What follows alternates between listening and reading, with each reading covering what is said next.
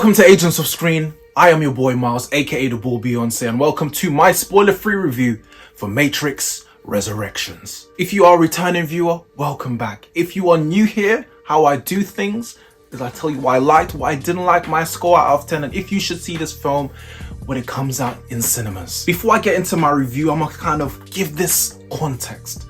The Matrix is my favorite film of all time. Yes, I said it. May not be the best film of all time, that's debatable, but it is my personal favorite. And what I will say, despite that absolute fact, is that I manage my expectations for this film. I wasn't expecting a classic. I just wanted something that I could enjoy, something solid. But alas, this film was not solid. In fact, it was liquid diarrhea. Matrix Revolutions is one of the biggest disappointments of the year, but it's also the worst Matrix film to exist to date. So the visual representation of what this review is gonna be like, remember in Iron Legend when Will Smith was forced to kill his beloved dog? Will Smith thought he was the only man on earth. He's been alone for so many years and his only companion was his canine friend. It was like he loved him like he was his brother, like he was his own blood, but because the dog was turning into a zombie, he was forced to slay him with his own hands. I love you, buddy. What the fuck you do? I'm sorry, Apple. I'm sorry. But this is what this review is going to be like. Genuinely, as a Matrix fan, I feel disrespected. And speaking of disrespected fans, when I was writing this review, I felt like Stan, Eminem. I hope you can't sleep, but when you do, you dream about me. And when you dream, you can't sleep and you scream about me. They'll probably write back to me and say, Miles, why are you so mad? Try to understand that I do want you as a fan. But alright, enough of the chit chat. The things that I did like. I'm a big Keanu Reeves fan. It's always great to see him. John Wick, Speed, Matrix, Johnny Mnemonic, Constantine, Bill and Ted. I love Keanu Reeves. It's always good to see him. It was also good to see Carrie-Anne Moss, who plays Trinity. Jessica Henwick also was a highlight in this film. She said in interviews that she turned down Shang-Chi to be in Matrix. That's a bit unlucky. And this film also has an intriguing concept. Execution, we'll get to that later, but the concept at this base level is intriguing. Now that I've got my positives out of the way, let me get into the things that I didn't like. Whew. Oh.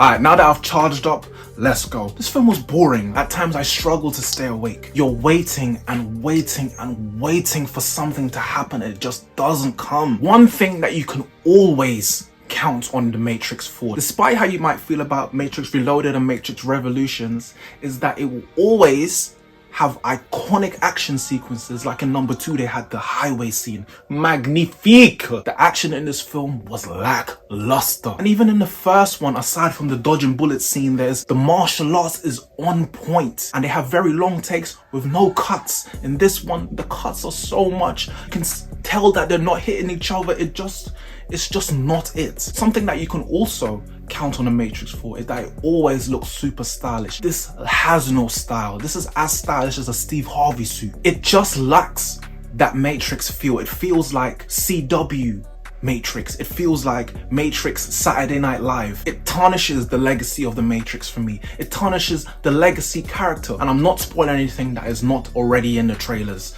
Agent Smith, this version, trash.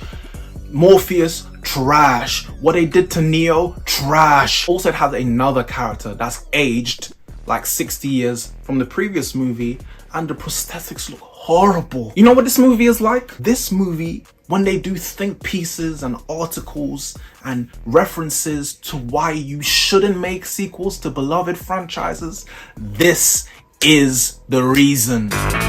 This is the plaintiff, Carrie-Anne. Dun, dun, dun. This is the plaintiff. Dun, dun, dun, dun, dun. The people. Dun, dun, dun, dun. This is the defendant. Dun, dun, dun, dun, dun. Hollywood. Dun, dun, dun, dun. The case is why you shouldn't make sequels to beloved franchises. Exhibit A, to bring it out, Johnny Cochran, Matrix Resurrections. Exhibit A, case closed. This movie is like they had the Wachowskis, Lana Wachowski, in a room with a gun pointed at her head and said, listen, if you do not make this movie, I will kill not only you, but everyone you've ever loved, ever cared about, ever smiled at, ever glanced at across a room. They're gonna no longer be living. And she was forced to make it. And she did make the movie, but she made it in spite, as an FU for them forcing her to make this sequel. That's what this film feels like. And there are a lot of callbacks in this film, and it doesn't feel like fan service. It just feels like nostalgia bait. The biggest nostalgia bait was the trailer. They took every beat and I took it. You got me. I took it hook, line and single. You caught me red-handed. You got me now. You got me now. Oh, you figured me out. You fucking income fucking poop. You figured me out. You got me red-handed. It's just nostalgia bait. They show a lot of snippets of Matrix 1, but all it does is make you miss that movie and reminds you how much of a chasm there is between that and this, and they ram it down your throat. It's like every 5 minutes. You remember how good Matrix 1 was? A few minutes later. Oh yeah, if in case you forgot, remember how good Matrix 1 was? A little longer than a few minutes later. Oh yeah, just in case. Like, I know you might have been like gone to the toilet or gone to get some popcorn. Remember how good Matrix 1 was?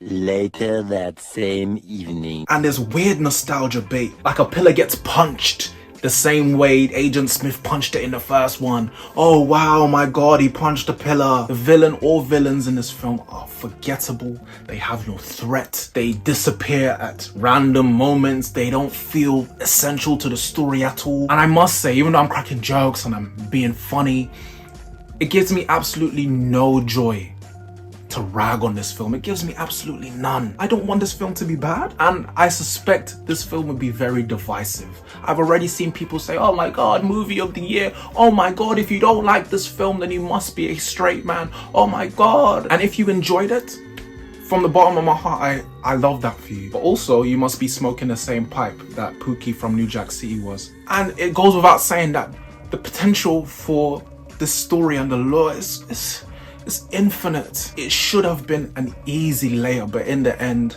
they dropped the ball. I give Matrix Resurrections a grand, fantastic, amazing 3 out of 10. But let me know what you thought of the movie if you've seen it. Am I wrong? What did you think of the film? Let me know in the comments below. Remember, it's just my opinions. As I always say, I'm just a bald boy on the internet. Who cares what I think, you know? If you're gonna disagree with me, talk to me nice, you know? Like, I'm fragile. It's Christmas after all. Be festive. But I have been your boy Miles. This has been Agents of S.C.R.E.E.N, and until the next video, which should be coming extremely soon, peace.